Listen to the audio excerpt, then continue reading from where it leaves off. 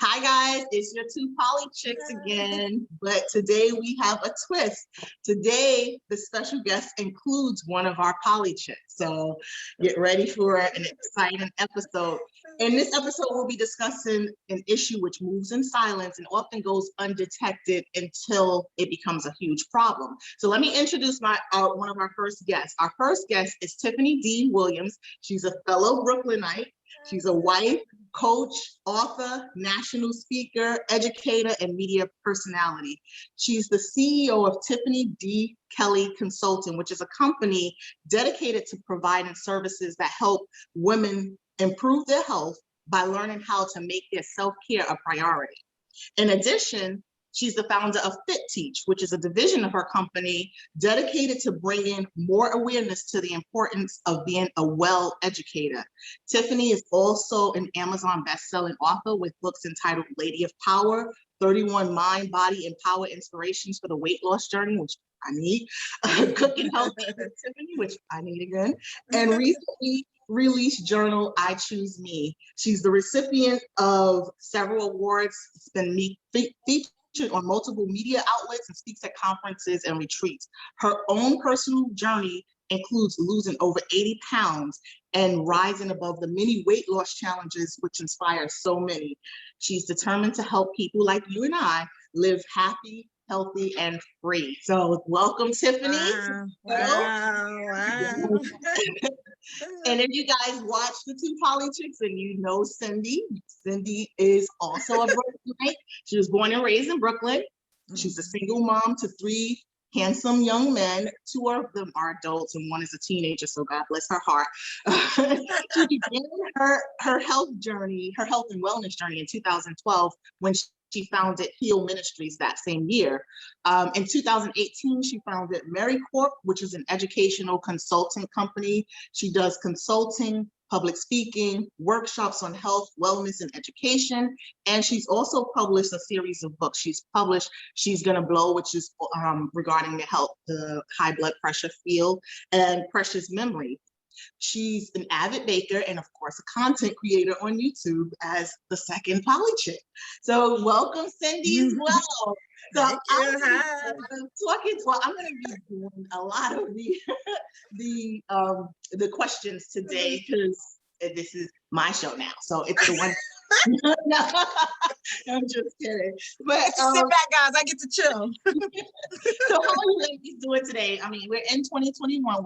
We're grateful.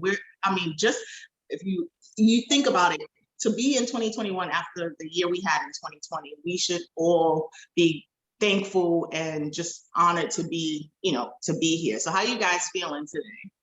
Feeling great. Wow, feeling great, man. It's a miracle. Yeah, it's a miracle. It's a miracle. That is good. So today we're going to be discussing the high blood pressure and self-care. And as I said in the bio, these 2 women, their stories are so congruent. They've both been in the teaching field. They're both public speakers. They've written books on managing high blood pressure and self-care. So I was like, you know what? This would be great to have two of these awesome ladies on the show at the same time. So like I said, they navigating the challenges of high blood pressure is a feat in and of itself. So I can't wait to jump into the topic, but I do want to do a disclaimer. I'm going to say this before we start, before I ask any questions. This topic is a discussion based on the personal experiences of the guest. And it's not meant to be an alternative to medical assistance or help. So if you need, and you think you have an issue with high blood pressure, you can, of course, use the remedies that we're going to discuss today, but you also should seek professional medical help. Okay? Yep. So let's get right into it. Let's go. All right. High blood pressure is often considered the silent killer because it never really shows symptoms. It puts you at risk of heart disease, heart failure, stroke, and a lot of other things. So since it's so silent, a lot of times it goes unnoticed. So I'm going to ask, I'll start with Tiffany. Were there warning signs that you saw or felt before you were diagnosed with high blood pressure? Yes. actually, so now I'm 45, but I was diagnosed when I was 22. And so that particular year, I was so my father owned several businesses in Brooklyn, and so I used to have my dad run every single one of them. My father believed in saving that money. So it was like, yeah, you're gonna do this, you're gonna do this, you're gonna do this, and you're gonna go to school, and you're gonna do your other job. It's like, okay, Dad, you got 3 jobs, maybe 4 jobs, maybe 5 jobs. You know what I'm saying? And so it was crazy. But what happened that particular year, I was working for actually no, I think it was 22, 24, somewhere around there. And that particular year, I was actually working for, I had just gotten a job working, I was transitioning from working for a council member. And, and that summer, I had like this day where I wasn't feeling well.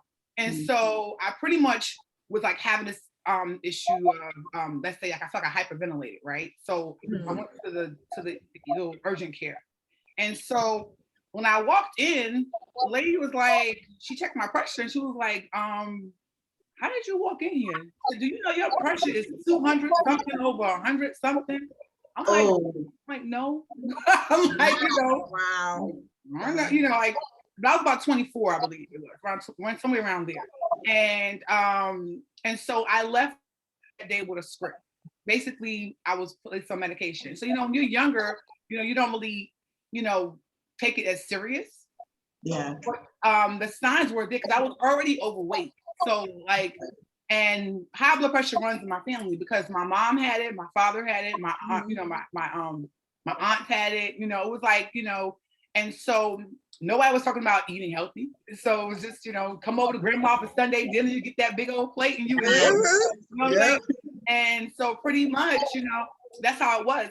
And so I really didn't know how sick I was until to that day when my body was giving me a warning. Like, hey, like I was feeling like really, it didn't feel too good. And I walked into the urgent care and I was like, how sick am I? Like, what? Okay. Yeah. And so, and my habits didn't change. I said, okay, well, the medicines may change. I'm still gonna go to Mama's Fried Chicken. I'm still gonna go to Popeyes. I'm still gonna go to my local Caribbean restaurant, Yes. And I'm just gonna be all right, Meanwhile, my numbers are still going up. My pounds is like the scale is like, Yep. And so that's pretty much how that was my first encounter. And when I fast forward down the line later on, because my habits didn't change, I ended up on a second med, after I moved here to Georgia. And so it was kind of a similar situation. I wasn't feeling well that day. I went to the urgent care and the man was like, your pressure is blah, blah, blah. And I'm like, and I'm on medicine. Like, I was like, all over what the heck, all over again? And so I leave there now with the second medication. I'm like, this can't, I'm like, so once again, but I think it was the second time that I kind of had a wake up call though. So you were like, this medicine isn't working. This I gotta do something. But it took a rules of, and I don't want to go over, I know you may have a question in regards to that, but it's just that I will just say this at this point, that it took God's creative, how he does stuff to send somebody who I would have never expected to drop just a story on me about her mom that kind of really shifted my mindset. And, I don't want to go too deep. I'll share that whenever I get an opportunity during this session, but I don't want to overstep the questions. So I'm gonna say okay. Well, I mean, so your body did give you a sort of a warning, and that's what I was going to ask Cindy. Did you have that same? And you were young, Tiffany. I'll just say you were very young. We think of high blood pressure as an older person disease, an older person issue, but you were young at the start of it. And I know, Cindy, you have a similar thing that happened. You were young as well, right? I was young, but I don't know that, because I didn't have any symptoms. So I'm on the no symptom side. I didn't get the symptoms. My first experiences with blood pressure was when I was pregnant. And every time I would go to the doctor, as you go later in your third trimester, you go to the doctor like every week. So every week he's taking my pressure and he's like, your pressure is high, your pressure is high. But as I was young, I had a baby at, 19. So, and I never really followed up with those questions. He said, well, you have protein in your urine. And that's a sign of something going wrong with your blood pressure. And I didn't know, because I was like Tiffany said, you're young and you really don't think about it. And so when I went into labor, I became preeclamptic. And so my blood pressure was like 206 over like 115 or something like that. It was astronomical. And so I had to get on a catheter. They were like, you can't move. So I couldn't even move during, like, you know, when you're in labor, you could walk around and let the baby try to come. They didn't want me to even move. They just said, don't even move from the bed. So that was my first encounter. Then the same thing happened again with my second pregnancy. So I kind of related it to preeclampsia. I never related it to, I didn't have my blood pressure checked any other time, and I never had any real symptoms.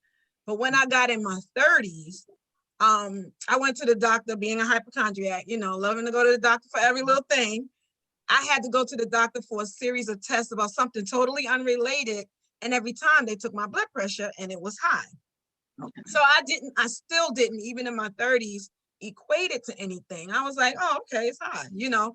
But what I was thinking about when I was even walking today was, why didn't I think the numbers was high? Because it's like the difference between you saying, today it's 75 degrees out, and yesterday it was 50 degrees. It's a big difference when we feel how cold it is, right? But when we think pressure, the normal number is 120 over 80. So if the doctor says 130 over 90, you're like, okay, that's not that far. Yeah. But it's like, when you think about it in terms of temperature or in terms of age, from like an 18-year-old dating a 12-year-old versus a 20-year-old dating an 18-year-old, you know what I mean? When you think about it in that way, that number is really significant. So if your pressure is 85, so when my pressure, when I would go there, it would be like 140 over 90. Because it's supposed to be 120 over 80, I was like, okay, that's not that far. So even sometimes now when I consult people, they say, oh, it's not bad. It was 149 over 87. And I'm like, that's high, but they don't think of it that way because they're thinking relatively it's short. So in my case, I never had symptoms. I didn't have any concerns. But then the doctor said it to me. Wow. And she said, what are you eating? You must be eating salt all day. And I was like, no. And so I started to think about it. What am I eating? And that's what made me. And then I went and bought a monitor because I thought it was because I was nervous that it was high. That's what I was saying to you guys pre-show. Remember, I said, my pressure has been, and that's why I bought a monitor as well. I just got a monitor, and my pressure's been reading pretty high. And I'm like, kind of high. I need to start monitoring it. And this morning I had coffee. I was running late because the time today we're taking during the time where the time goes back or forward. So I thought I had all the time in the world, and I took my pressure, and I don't even want to review what it was, but it's pretty high. So like I said, I'm looking to just make some of the changes that you guys have made. So the next question that I have is, what did you do to start to regulate the blood pressure? So I don't know, if you want to go first, and then you can go first on that one. What did you do to start to regulate that? Well, and let me say this. A lot of times, like you said, people don't realize what high blood pressure is, and they don't hear it. They don't know the numbers or anything like that. So you don't think it's a big deal when it really is. So it really is. Did you take? What did you do? When the doctor, I remember her. I just remember her, a Caucasian doctor, and this is after taking blood pressure a million times. She was like, you just have to take the salt out of your diet. And I said, I'm not eating salt. That was my first, because I don't sprinkle Morton's or Diamond Crystal or whatever the name of the salt is, because I'm not sprinkling that. I think I'm not eating salt. So I was like, first thing I did, and I suggest everybody do, is I began to educate myself on what salt really was. So I went in the supermarket and I tried to find items that had no salt, and it was none. Like pasta, sugar, those things maybe, but like rice, so I began to look at what I was eating in my house, what I loved, what I always bought, and how much salt it had in it. And then so the first things I said was, let me address the salt in my diet. So that was where I started. Address the salt in your diet. Where am I getting this salt from? Adobo, bouillons. That's not salt. table salt, but it's still salty. Soy sauce, those things I used to fry rice, all that good stuff. So that's where I would say I start. That's when my journey started. Is to look at your face. Oh my goodness, I'm just thinking of all the stuff I would have to remove out of my cabinet. So I really pretty much did an inventory of my food. What am I eating and what things could possibly be causing this? Let me take those out. That was my first step. Yeah. Okay. And Tiffany, what about you? What were your first steps on the journey to starting to regulate your pressure? What did you do? I remember having an appointment with a doctor, and because like I said, I was going to my pressure, my numbers were still high, and she was like, she was a sister. A lot of times doctors, they don't always want to tell you certain things because as long as they write that script, they still line their pockets. Yes. So and so she said to me, she said, if you would just lose some of the weight, she was like, I could take you off some of this medicine. Yeah. I looked at her like, no one ever said that to me. Yep. Wow. That's Wow. deep. Like no one never said that to me. And so I began to basically cook more at home because I moved from New York to Georgia. So I was living with my cousin at first. When I first moved here, we shared, I had a room in her house, and, the kitchen was open to me because she didn't cook. Two single educators living in the house, we eating out every week. Listen, at Walmart, they used to steam like snow crab legs and stuff. The man still do. And the man was like, hey, where you been? Like every Friday. Like I literally, in my first year here as an educator, I didn't know anybody. I was in school. It was an adjustment. And I also, would emotionally eat because I was lonely. I was scared a little bit. I was, in a new place. My family, most of my core family was in New York. And so I spent a lot of time going through Checkers Burgers. I discovered 11 types of things. Let's see. They had a golden crust down here, and I used to roll the drive-through at night and get me some. They had a drive-through golden crust, and to the point the man knew me by voice through the windows, the ordering thing. I'm like, you give me a large cocktail. I rolled to the front and said, hey, I thought that was you. How you doing? I'm like, that's not good. So what I began to do was I started changing my food. I immediately stopped eating out after a while. I stopped eating out. I cut out the sweet tea, the sodas, the lemonades, the milkshakes. You're talking crazy right now. Like, let me tell y'all, my favorite go-to meal after work was sometimes like give a Checkers Burgers. So we didn't have Checkers Burgers in New York at that time, right? No. Like, what is this? I had a big old this fried fish burger sandwich with this, and I love bananas. They had a banana milkshake to die for, and they had these seasoned fries. And I would come home and just, and so I had to make a decision, to let that stuff go. And start cooking more at home. And so, like I was talking to you before we went live, is that I actually started out where a couple of days I would start making meals, and then I started making more meals. And I started cooking more things at home, and I started being more conscious of what I was my intake, and I started drinking more water. And so those were the things that I started originally. It was just like, okay, Tiffany, you got to cut back on the fast food and just cook at home. Now, I wouldn't say all my meals at home were the best, but I cooked it. So I knew what was in it. So I didn't put salt in it. I used Mrs. Dash and all other little ingredients. Mrs. Dash. But at home, I just basically started cooking at home more. And that's where the journey began. Yeah. That chicken sandwich is monster. Those chicken sandwiches at Checkers. Yes.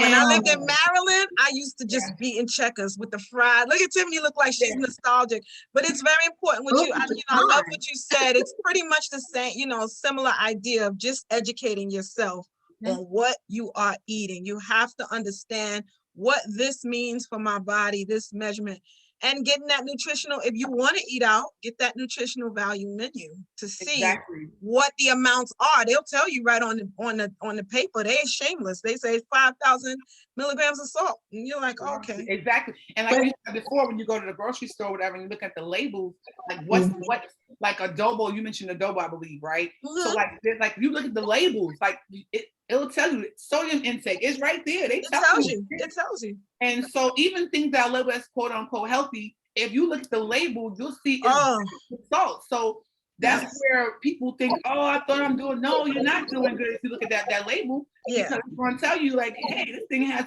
5,000 milligrams of sodium in it. What Yep. the world? Yeah. You know? Yeah, but see, the problem is nobody tells you that the sodium is directly related to your high blood pressure. No Right. one is really educating us on that side of it and everything you eat. Like, I'm guessing your father is from the Caribbean, and Cindy, your father, I know your family's from the South. Is your South. father? When I'm from the South. We're from You, the- because you said the like Fort John line. Oh, that's yeah. My father just was. He's one of them. He's from the South, but he got them same principles as the Caribbean. That's right. Cindy, so are you familiar? Are you? How familiar are you with Brooklyn? Me? No, Cindy. Oh, all over. This is my home. You ever heard of Brown Sugar? Brown Sugar, the Yes. restaurant? Yeah. Brown Sugar The- Club. It's a club. It's right by, it's near, well, I don't want to say where it's at, but yes. So yeah, Sugar Hill and Brown Sugar. So Right, it's on Brown Halsey. That's on like Hancock or Halsey and Marcus Garvey or something. Yep, Macon and Marcus Garvey. Yeah, like that. My father owned that whole block. Oh, at okay, one time. okay. At Yeah, one that time. was a supper club. That was like a little Uh-huh. supper club thing. Yeah. So at one time years ago, my father bought it from the original owners, and he owned that whole block, the 2 buildings. And Okay. That's and like the then whole of that street. right, and then up the street, where across from the church, on that corner, there's a dry cleaners and a laundromat. My father owned that. Still there. Oh, your father owned that too. Still there. Wow. Yeah. Wow. So I ran all that stuff. Oh, My man. whole life. Growing up. And that's the thing. So I thought your dad was Caribbean, but he's from that. So you guys both have family from the South. I have family from the South. And what do? We eat flavored food. If you don't put salt in your food and you give grandma something that's saltless and see what she says. You see Right. Right. So it better taste like something. Our family, and we don't want to get into why we eat the way we eat because of our ancestry and how we had to make do with certain things and season them up to make them taste good. We'll stay away from that. I'll just That's the political end of it, but it's still the case now. It's still the case now. We shop where we can shop. Yeah. We buy what we can buy, and we stretch it by adding something of this and something of that. And the fat, preservatives. So one of the things that you both pointed out was cooking at home, because when you go out to the restaurants, they have preservatives in their food. They do a lot to stretch the food, as you just said, Cindy. They put a lot of salt because that makes it taste good. They put a little sugar because it preserves. It makes you don't really taste the salt when you put the sugar in there. So and I know you guys both mentioned exercise. So I want to ask your opinion, and I'll start with Tiffany this time. What's your opinion on, is it more of the diet aspect or the exercise aspect? Because I know you both lost weight, and is it more? Do you focus more on your diet, exercise, or are they a package deal? So that's what That's a good question. So yeah, it's a good question. So they're a package deal, but one has a heavier weight. It's like Cindy, so like you're an educator, right? So it's like we have like statewide tests, right? So like we have these various domains in math, and certain domains, the percentage is higher. The higher portion of the test is, let's say, numeracy, right?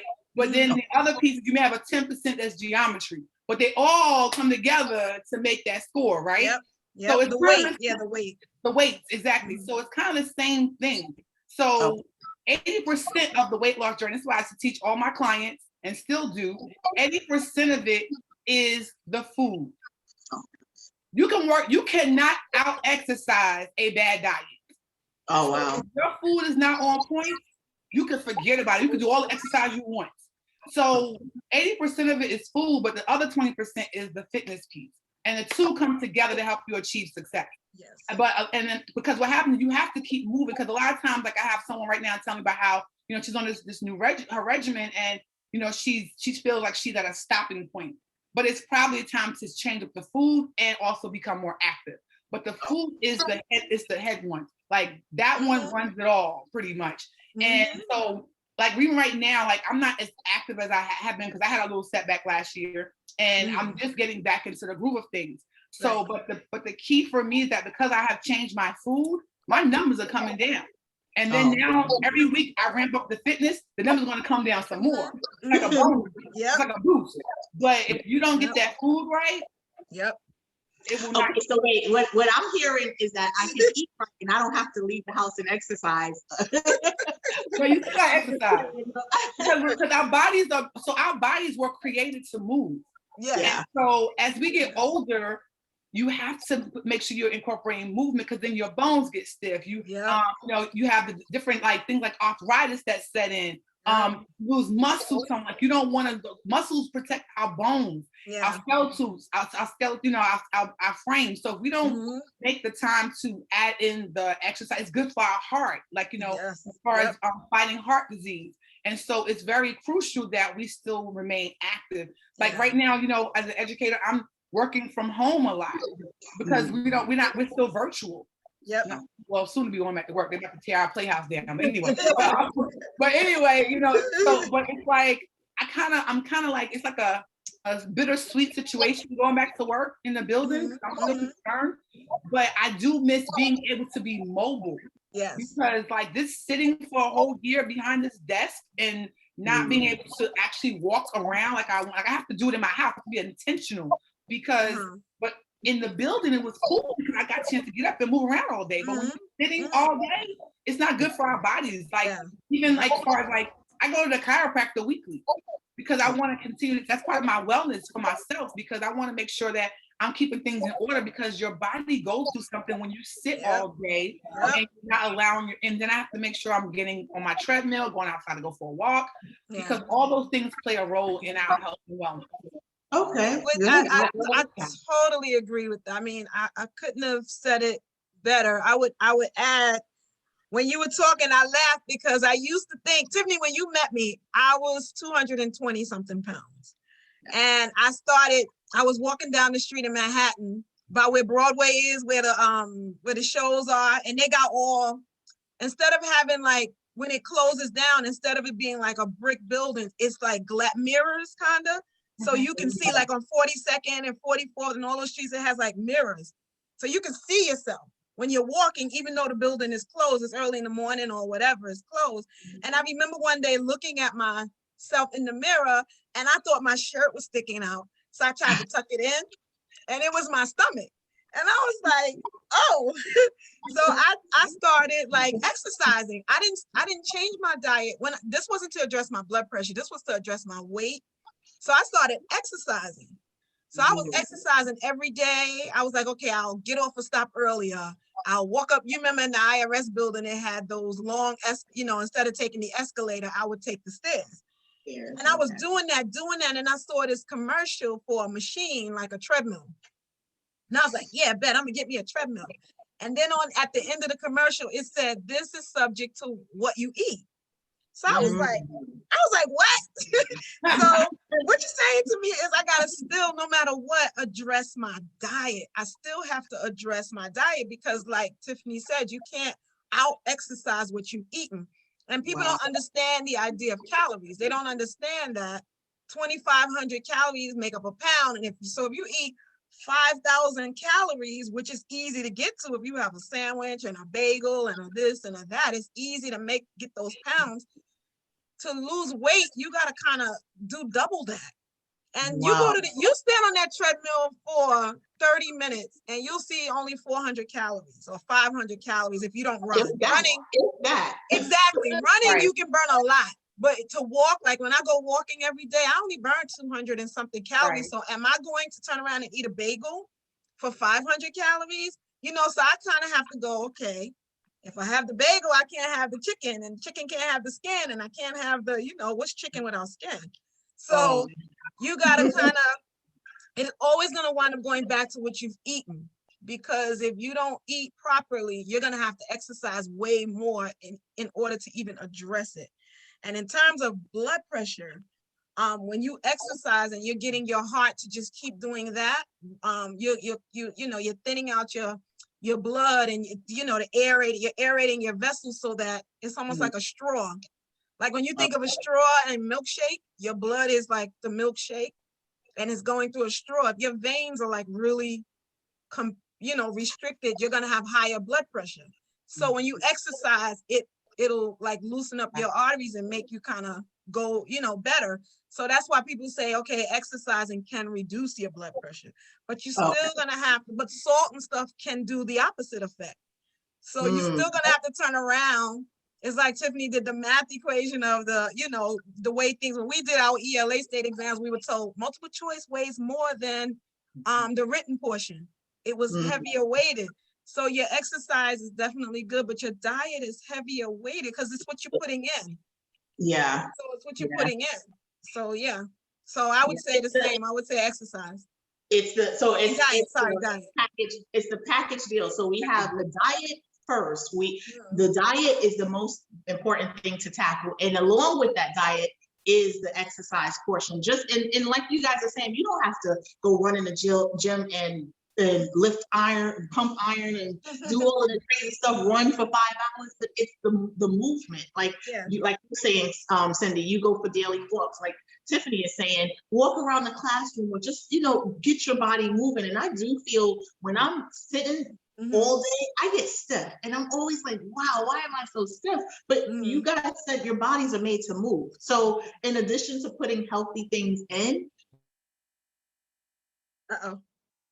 and getting rid of some of the toxic energy in your body. So, and I know you guys both took a route to get rid of medicine and not be on medication during portions of your weight loss. I'm sorry, your high blood pressure journey. And why did you consider the no medicine route? And I'll start with you, Cindy, this time. I picked up the medicine the first time the doctor gave it to me. After that long series of tests, the doctor gave me the medicine. I went and got it. And I was like, I had it in my car. I remember it like it was yesterday. And this was probably 10 years ago. I remember it like it was yesterday. And I sat in my car, and I'm that hypochondriac. So I read all of the consequences of taking this medicine. May cause rapid urination, could affect your organs. That's all you got to tell me. Something's going to affect my organs. I got to be going to the bathroom all the time. I'm a teacher in the classroom. I was like, is there any way I can do something different? So I got home and I was like, okay, let me try my diet first. And if my diet doesn't work, but I will say that if your blood pressure is extremely high, you may have to start with the medicine and just eventually, like my mother says, she only takes it once a day or once every, whatever. You may have to start with the medication if it's really too high, because I will say that the diet, they call it the DASH diet, addressing your hypertension through your diet. It takes a long time to do it that way. Your body has to readjust. So the medicine can address it right away. So I did think about the medicine, but ultimately I never took it. And when I went back to her and my blood pressure was fine, she was like, oh, your blood pressure is great. She was like, the medicine's really working. I was like, but I had never taken it. I never took it. So that was the reason why, to answer your question, it was just really, I thought about the medicine, but I saw the side effects. That's the long answer. Okay. And so what you're saying is, and when we look at those, like when they advertise on TV, they say, and it takes them like 20 seconds to say, may cause blah, blah, blah, blah, blah, blah. You're like, geez, one of the things that it may cause is the thing I'm trying to cure. So how is that? But I know, Tiffany, you have we had a conversation on a backstory of your journey, included pieces in as Cindy said, if you need medicine, we're not trying to say don't take the medicine, but there are options. So what was your journey like with and without medicine, Tiffany? Well, I actually started on medicine, so I had to take it because my pressure was really out of control. And then when I moved down here, then I was really out of control because I really was not eating at home anymore. So it was really out of control. And now I ended up on medication number 2. What changed the game for me was when I was saying about the story, like what really how God sends people in your life. I was at probably my heaviest, but I was like 260 something, 60, and I say 62 because that was the time I chose to get on the scale. I was calling myself trying to do Weight Watchers, and went to this place. And I was like, yeah, I'm going in, take these pants. I stepped on the scale and I'm like, nah, this lady lying. This can't be right. Like, cause because sometimes you don't want to know. And Yeah. so I didn't want to, so that was my first time really understanding how far gone I was. Mind you, now I only had been there almost a year. I had gained about 30 something pounds in 1 year. Wow. So that before I left New York, I was about 230 because I was like really, I had started my journey to dropping pounds. Okay. And then I got here and just, but anyway, so my school sent us to St. Louis for this science conference. And I'm coming back from this conference on a plane with my coworker, who I really don't really talk to like that, but she was sitting next to me on the plane. We were just chit-chatting, and she's telling me the story about her mother, about how her mother passed away, and how her mother passed away due to like just different issues with her body, probably based on like, her organs went through a lot of trauma because she was on a lot of medications and mainly high blood pressure. So I'm sitting there I'm in my early 30s, I think at the time. I'm like, I don't have no kids, I'm not married. I was like, I don't want to die. So I was like, I don't want to die. And that was the day it kind of like clicked for me. And I got off the plane that day and I said, I gotta make a change. I gotta do something. I'm getting off these meds. And so the doctor I had at that time, he had already written me off. He was like, yeah, it's hereditary. And he's like, yeah, you're gonna be on it for the rest of your life. I said, I'm gonna show you, but I can tell you, I will not be on these meds the rest of my life. And that's how the journey really began. Because really and truly, if that's for anyone like on the journey, like it has to be a mindset shift. Like if it don't happen here first, the food, the fitness will never be consistent. It will never really happen like it should. And so for me, I got off that plane that day. I walked to LA Fitness. I walked into I signed up for a gym membership. I really got serious about my food because I was determined that I was going to get off the medicine, because the previous doctor who told me if I just lose weight, I ended up not being able to go back to her. And I ended up with this new doctor, and he's telling me that I'll be on it for the rest of my life. So this lady over here told me that if I just lose the weight, and you telling me, I said, I'm gonna show you, I'm getting off these meds. And so the journey began to where I started like eating better. My pounds started dropping. I think that next year or so, I got a trainer, and she started helping me on my journey. And then I had a new doctor, and so eventually, I never forget, it was in 2012 when he said, I have to take you off this med because your pressure is too low. Wow. So that's how I got off the med. But it was through a lot of hard work and dedication to like, I have to see this happen because I don't want to die. And and now I will to be transparent, I will tell you that I have had some setbacks since then. Me too. Like right now, I'm on a very, very low dose of medicine because in 2019, my father died and I had a lot of trauma, stress. So like my pressure numbers now they're much better now. But the issues I was dealing with because of a lot of different traumas in my life. And so it's like compacted trauma. My father passed away. A couple of years before that, I was dealing with the fact that he had Alzheimer's or dementia, and so that was trauma by itself. So I'm watching my father slowly deteriorate, and it's nothing I can do but just be supportive. And so every summer I went to care for him, I lost a piece of me, and I'm still holding on to it. You hold on to it. You hold on to it.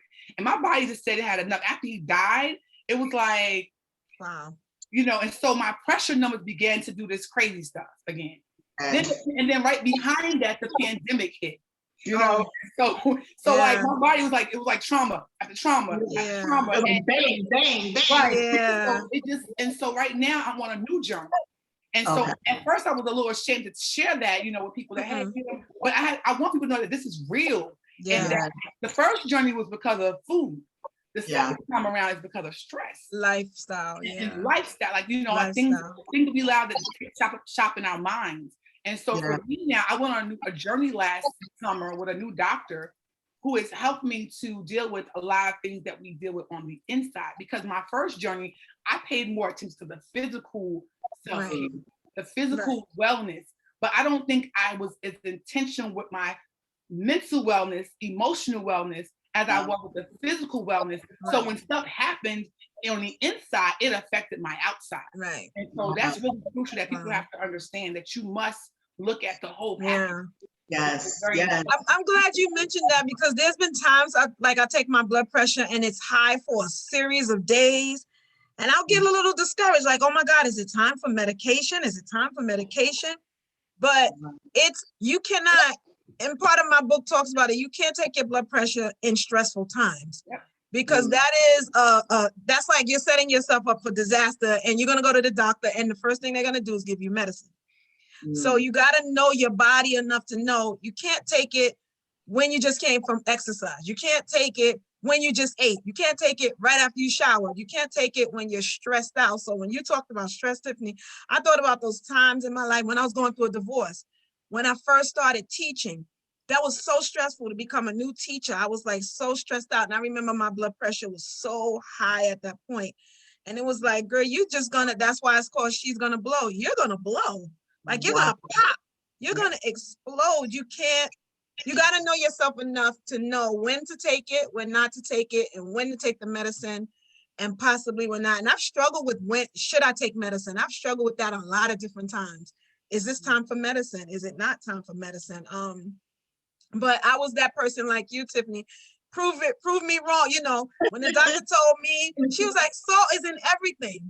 And I just was like, she's lying. And then I went, and that's what made me research. That's what made me go and get my own education in it, is because I wanted to see what she had to say. Like if she was really telling me the truth. So I'm that person. I like to be like, prove me, I'm gonna prove it. And so that'll take you on your journey. You just have to decide when to take that medicine though. It's a personal decision. Doctor's always gonna tell you to take it. The doctor's gonna tell you to take it. That's the bottom. I'm sorry. Go ahead. No, I was gonna say what you were saying about the doctor. The first doctor that you had was a Black female, right? That's what you were saying, Tiffany. And she kind of told you the truth, like, hey, lose the weight. You don't have to be on medication. And a lot of times when we go to these doctors, we hear it in the news. We know that it's a fact that Black women sometimes are not taken seriously. Yep. They're kind of like discarded, like, oh, well, like the doctor told Tiffany, oh, you're going to be on this for the rest of your life. Your mother had it, your grandmother had it, you got it, take the medicine. Yep. And instead of giving alternatives to, or listening to your concerns and saying, well, yeah, you can do this exercise diet plan and possibly not have to take the medicine, they're kind of like, well, this is your plight in life. And you got to go for like, no. But you know, it's so interesting. This is something I talk about, like when I go to different like conferences to speak. It's something I or people I'm just talking to in general, like, because here's the thing, if you don't show the doctor that you're serious, you want to keep writing you that script. Yep. Yeah. Like if you keep going to the doctor and your numbers is high and your weight is still up and you're not making no changes, he's gonna still write you the script, because guess what? That's his job. Right. Because he has to make sure that you're not gonna have a stroke. Right. And he doesn't want to be held liable because he didn't write you the script. Right. So that's his job. So my thing is like, you have to show the doctor that, hey, I'm really serious about this. Let me, when I come to you next time, you told me I need to drop these pounds, I'm going to show you I'm going to drop these pounds. Like you have to be intentional with your journey and what you really want. Like I wanted so bad to get off that medicine that I could breathe it. I lived it. I mean, like it was like at that time, I mean, I'm married, I'm a newlywed, but I was married before. And I remember when I started that journey, I was kind of still newly married at that time.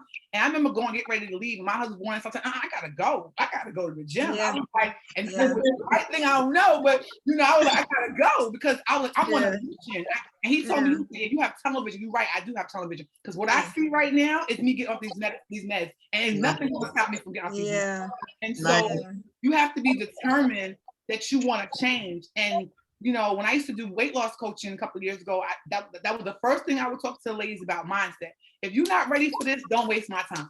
Because you have to be all the way in. It's like you want it, like you can taste it. Because if you don't want to make that change, the doctor's going to do his job and write you that script. When I coach people, I tell them the same thing. Don't waste my time. Don't lie to me.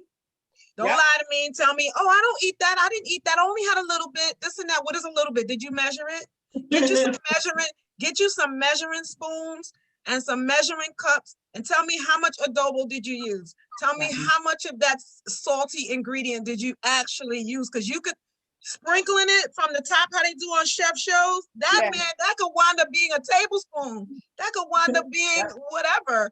And so I'm like, be honest, like you said, be honest with what you are doing. And I was thinking about what you were saying about the motivation part. It comes from within.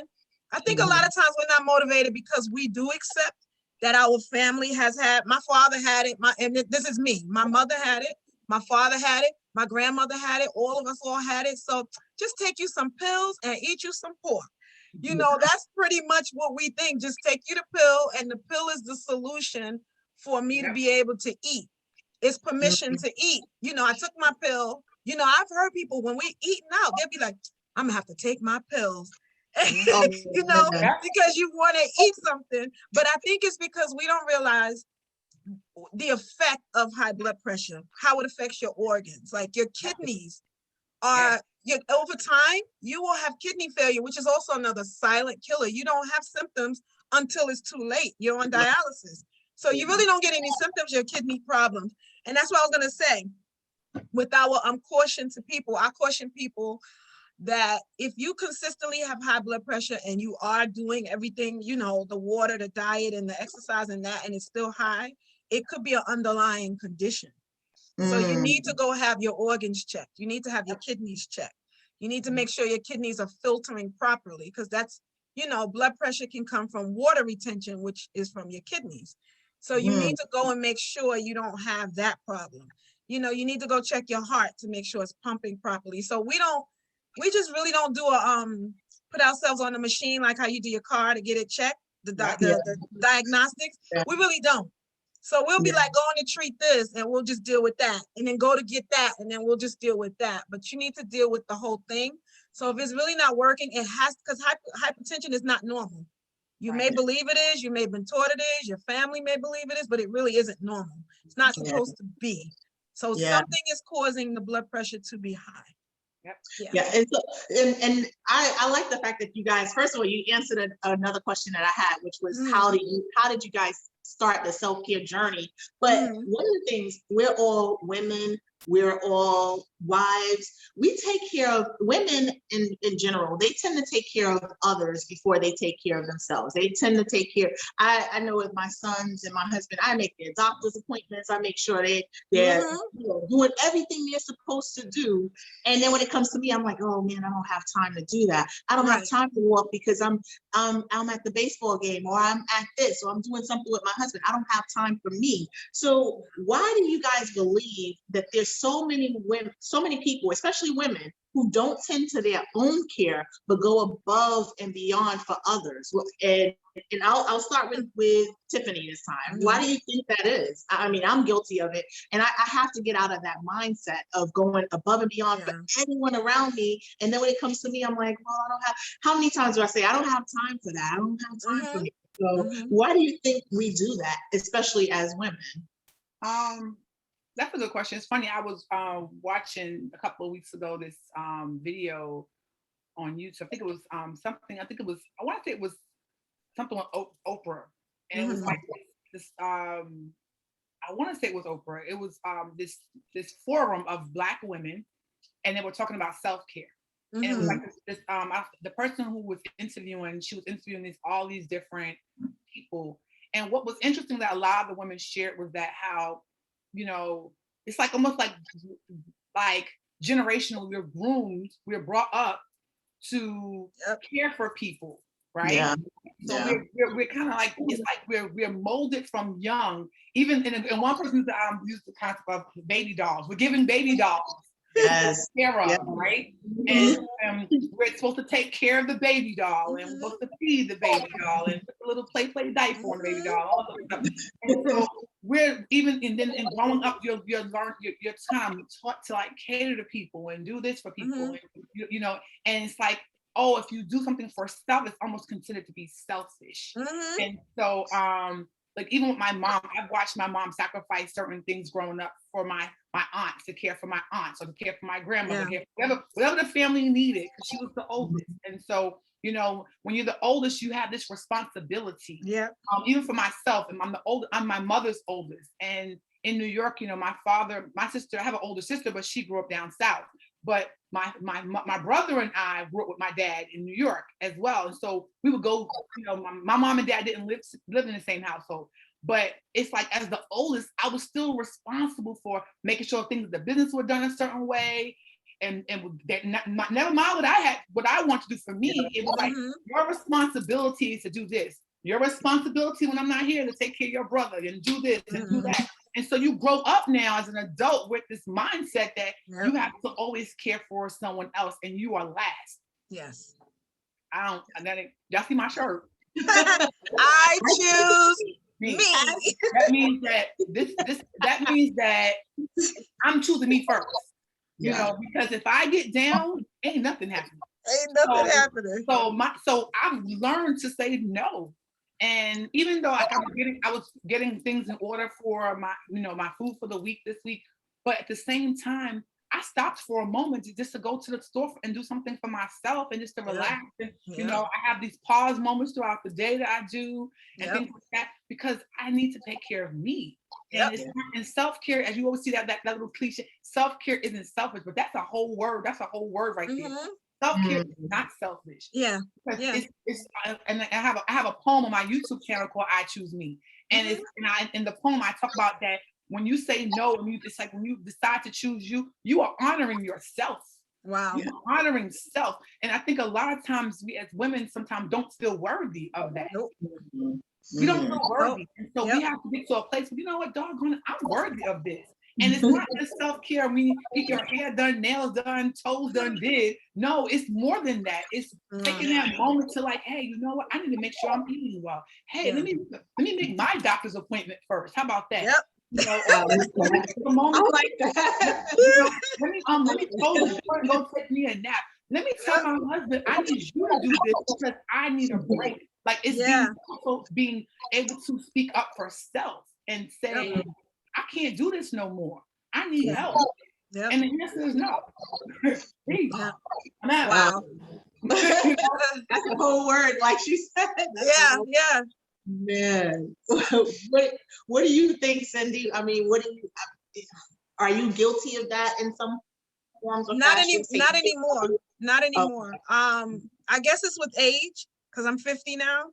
So when I was in your age group and even younger, I always tell you this. The thing I wish I could go back and get of my time in the past is learning how to say no and doing things for myself and not giving a bleep about it when you're upset. Your response to my need is not my responsibility. It's not. And so I was thinking about it more in terms of it's about self-esteem and about knowing your self-worth. And we put, that's why you have people that are shopaholics, sexaholics, watching TV too much, alcoholics, and doing all those things. And it's really trying to fulfill an internal need. So when you start to realize that I gotta be honest, I just got that, unfortunately. I just really started to receive it. In my 30s, I started. In my 40s, now I got that. I don't have it down pat, and I still am guilty of taking care because I still am a natural care. Women are natural caregivers. And then if you're raised in like the Southern way, or even West Indian cultures, the women serve the men. So go fix me a plate. The men don't go in the kitchen and make the food for themselves. They go fix me a plate. Go fix me a plate. But now that I've been divorced for a long time, I've been on my own for a long time, I learned you'll be okay if you cook your own food. You'll be okay if that doesn't get done. And so now I would say that my self-care, realizing I need my self-care is like, I make the analogy of being on a plane. They tell you and they teach you, put the thing on you first. Because how do I put it on you? And then I'm going, I can't take care of you. I got you right here. Exactly. I can't see. Wait, what is that? Say no, meditate, take a pause, get some. Yes, exactly. Go for a walk. Do those things. You have to do those things. That's your thing for your nose. You have to. If you don't do that, it doesn't make any sense. Like it's like, okay, this is gonna be a terrible analogy. It's probably gonna mess up. I love the movie Taken with what's his name? Okay, so that's one of my favorite movies, right? And in the movie when I'm watching it, I'm always thinking if he dies in any of those scenarios, she's not getting rescued, right? Like if he dies, he's going and killing people and he's running up in people's houses. He's reckless.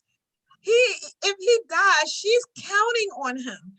So in your life, if you die, I would tell you that to me. If something happens to you, people are counting on you. You need to make sure you put the suction on your nose.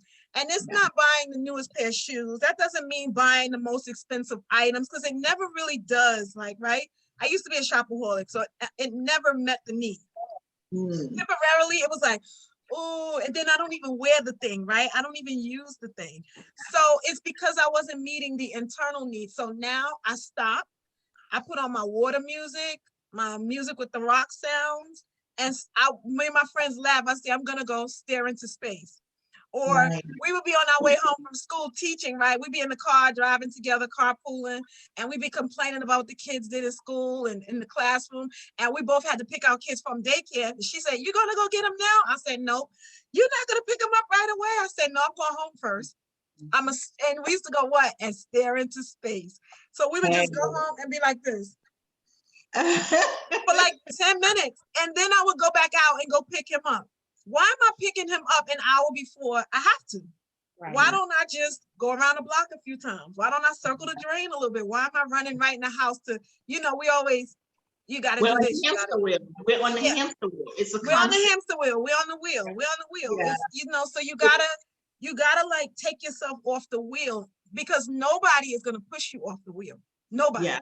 Nobody's going to say, "You look tired." Nobody's going to say that. No. And it's a saying, they say you can't pour from an empty cup. So if your cup is empty, how are you going to pour into other people? And like I said, I'm working on getting out of that mindset. I used to be very, very selfish. And then all of a sudden, my second son, and I'm like, I'm pouring everything into him. And I'm like, oh, I'm going to be a mother. I'm trying to make sure I'm not overdoing my selfishness and not becoming selfless.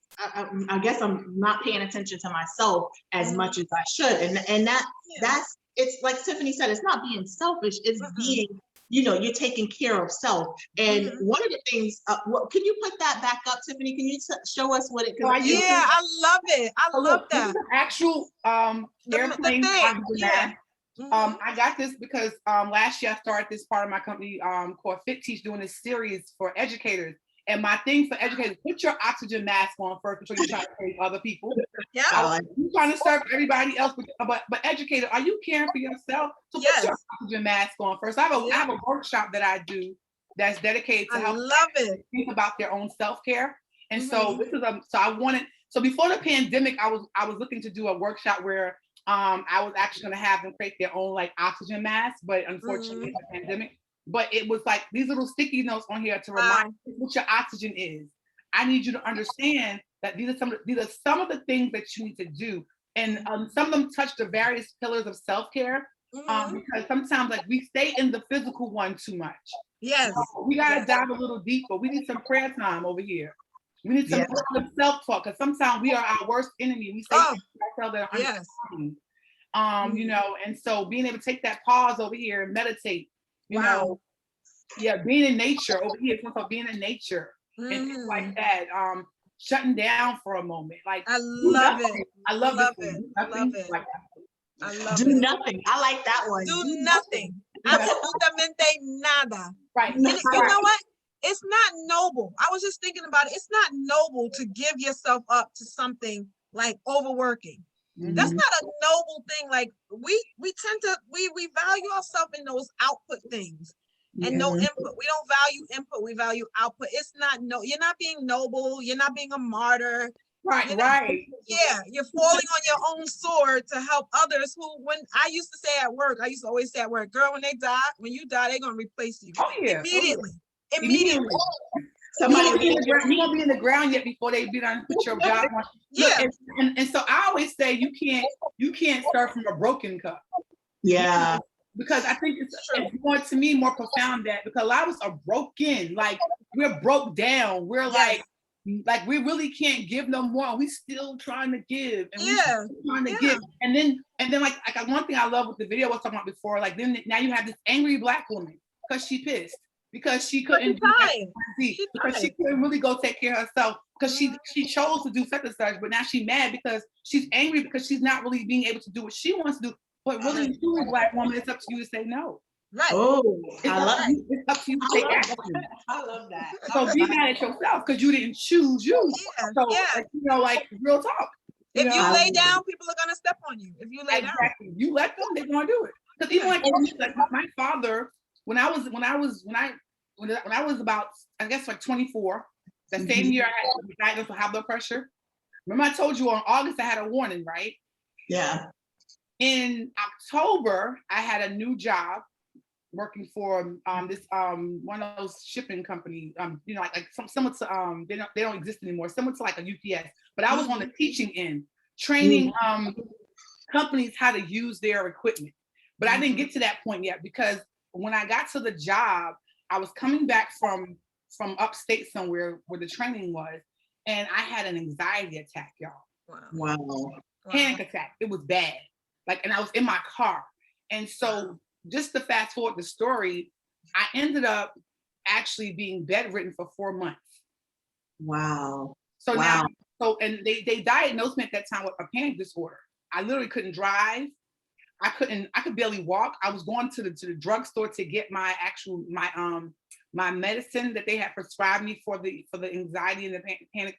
And I had to sit down on the curb almost on near someone's house because I couldn't walk.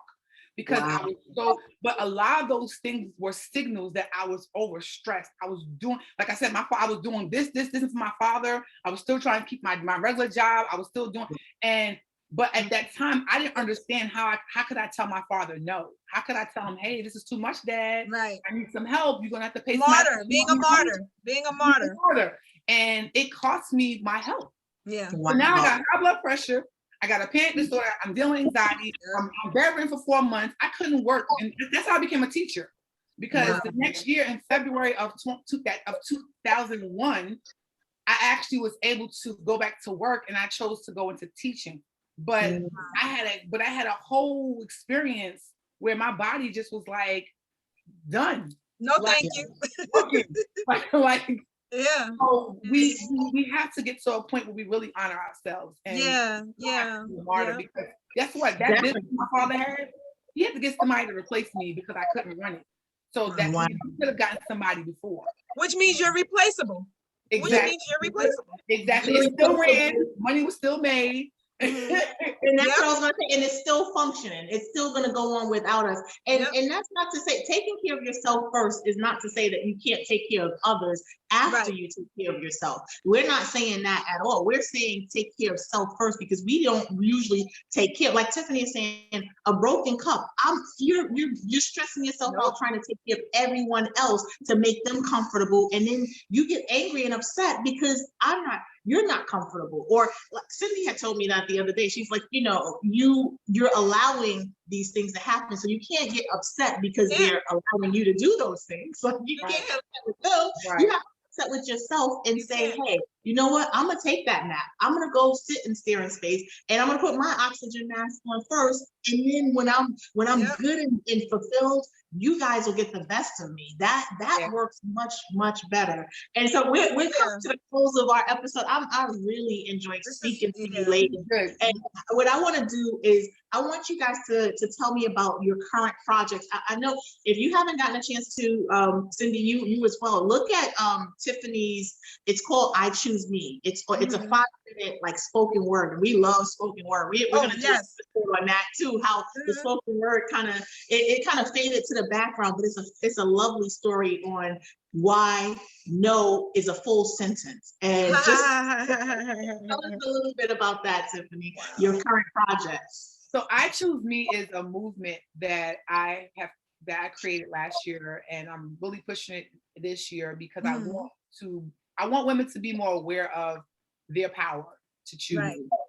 And I Choose Me is basically a movement created to help women to pay more attention to how they care for self. Choosing themselves so that way they can then do all the other things that God has called them to do. Because if we're not well, can we really walk out our true purpose? We can't. We cut our journey. I would say we cut our journey short.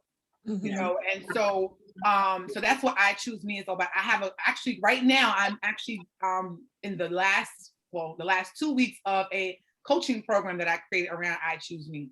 And basically it's helping women to learn how to pause and we're talking about issues that we deal with, strategies for how we can implement more self-care for ourselves, self-love as well, because that's another piece of it.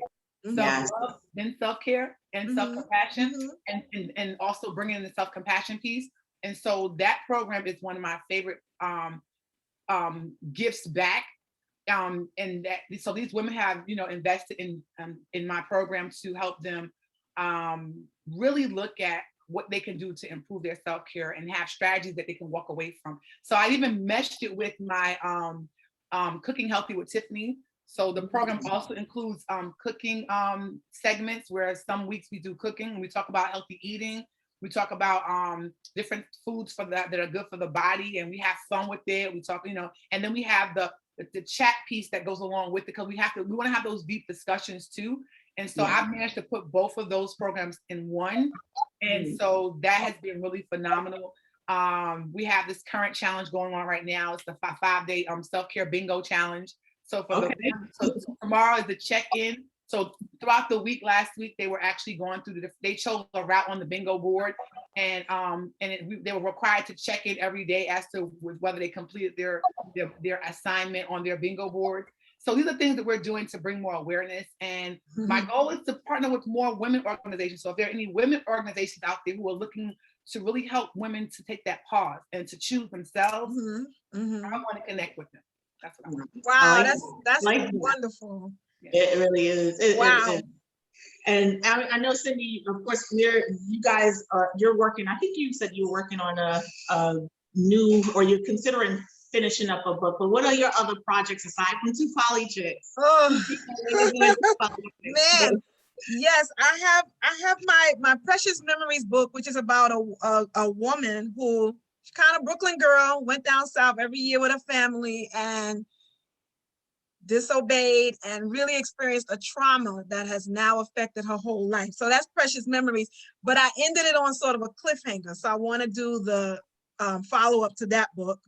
That's like, I have to get that done, but I got to reread the old one because I got to be like, remembering the characters in that. But in addition to Poly Chicks, as you know me from, I have my own personal podcast. I kind of took a break from it when COVID hit, but it is like about marriage, about, being a hypochondriac, struggles, challenges, and stuff like that. So it's called Chat and Chew with Cindy, and it's on Anchor. So I talk about something I'm eating, and I talk about the health of it, and then I'll talk about whatever's on my mind that day or whatever. So I was doing that for a while before we started this one, and then I put it on hold so we could do this, because politics is definitely, at mi corazón. This is my passion.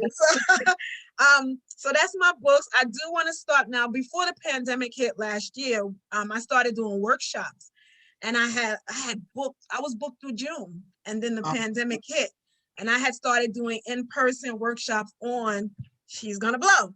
So because it's a workbook. It's not a book, it's a workbook. So you got to go through it. So I had started coaching and mentoring people in that way. So I want to pick that back up again. And I'm trying to figure out doing it online, because you can still buy the book. I have them, but I'd like to do the mentoring. See, Tiffany has it. I have. So yeah, so I definitely want to do the coaching with blood pressure, because that is like my passion. I could talk about that in my sleep. I could talk about that just because the education of that in that. So I'm coaching. I'm also right now working on a curriculum for schools, and it's about wellness in schools. It's called Teachers Are People Too. So it's a TAP program. Teachers get ignored, as you know, Tiffany. Teachers get ignored, and it's everything that they do and everything that's about them is related to professionally developing them for teaching. But it's never really about professionally developing them as people. So I called it Teachers Are People Too, and I have 2 parts to it. One part is teaching principals how to address teachers and their needs, and the other part is teaching teachers how to address their own needs, because student achievement is definitely related to that stewardess, that person, that output, So I'm doing that, and that's going to be done by April or May. It's almost done. I started it, and then I took a break from it, and I'm almost done with it, and I want to start to mentor schools in that way. So blah, blah, blah, blah, blah. That's so teacher wellness and developing in my workshops. Back to now that COVID is it's not under wraps, but I think we got our bearings with it. Yeah. And I see a lot of stuff on Zoom and stuff. So I've just started back doing my personal consulting and developing curriculum. So that's blah, blah, blah what I'm doing. Right. So, and this is why I wanted you two ladies on at the same time, because your experiences are so similar, and you're seeing that you're looking to achieve is so similar. The teaching aspect of it, the high blood pressure, the self-care is so very similar. And it's like, I'm blown away by you guys. Wow. Your inspirational stories, that's first of all, and your honesty, letting people know that, you may have setbacks, you may have, where you need more than you thought you would need, and that you can't give it all. And we're human. We're human. And I mean, when I first met with Tiffany and spoke with her, I was like, you guys are going to be great together. Like, my heart is full right now. I know I have to do a lot of work on my journey with the high blood pressure and getting weight and exercise and diet control. It's a lot of work. And I know whoever's viewing, it's a lot of work, and it may seem overwhelming, but you take it piece by piece by piece. And on Tiffany's site, I want that t-shirt. I think I'm going to order that t-shirt. I choose me, because I want one. I need that. And I need the suction thing. It's a reminder that when I go out to exercise, this is me. I'm choosing me. I'm going to wear that shirt. I'm going to purchase it. It'll be in, you guys' contact information will be in the description of the episode. But I know I'm ordering that, and you may see me with it on one day, because I'm going to choose me only. Well, first me, not only me, first. I'll choose me first. And so the last question I have, and I know, Cindy, it comes every episode, so I'm going to ask the question: if you had a magic wand, what would you do with it? And what would you do if you can do anything with that magic wand? What would you use it to do? You can go anywhere, have anything, do anything. What would you do with that magic wand? So since that question is coming first, I'm going to go start with you, Cindy. I knew it. She can't resist. I've been thinking about the magic wand. Of course, there's things, world peace and all that. And then there's personal things, houses, cars, land. But I really would love to see the relationship between men and women be more natural, and be more honest, and be healed, especially and particularly and specifically in the minority community, because that affects families and that affects how we raise our children. So even if you break up, it could still be a healthy relationship where you're raising children, raising people, and they become better humans. So I think to cure that, whatever that is going on between us, whatever that is, I would wave my wand to have us be clear that even if we're not together, even if we don't get along anymore personally, to build wealth and build community within ourselves and get along better. That's my wand. Okay. I like that. Tiffany, what would you use your wand for? That's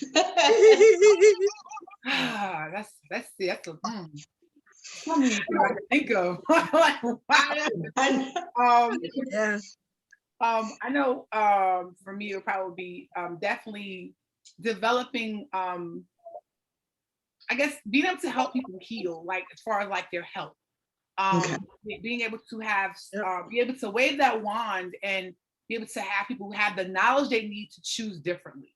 To be able to to have like facilities created, where they can go and get educated and really want to go, like being where, hey, this is what they want, and having places in their communities where healthy options are available and it's not expensive, and they can help their families be healthy. And being able to travel the world and bring people together to talk about these issues and create the wellness centers across the country. Wow. I like that. And see, you ask that question a lot with, it's like that's one of the questions where it's like, you have to get the authentic first response. So we never include it in whenever we're asking people that question. So sorry to put you on the spot there. You're fine. We ask it all the time, and the funniest thing is I still don't know what I would use for my I magic wand. struggled with that question. I Yeah. really think about that. But like I said, you ladies are lovely. I really loved hearing your story and being motivated to make the changes that I need to make. And hopefully some of the viewers that may need to do those changes or make those changes are motivated and inspired as well by your stories. And I really enjoyed doing this episode with you guys. And you know, you can always follow us. We're on Polychicks everywhere else on Instagram, Twitter, and Facebook. We're at 2Polychicks. And our email is 2Polychicks@gmail.com. And thank you so much, Tiffany, for joining. And Thank you, Tiffany. Thank you. Thank you. Bye, guys. Bye.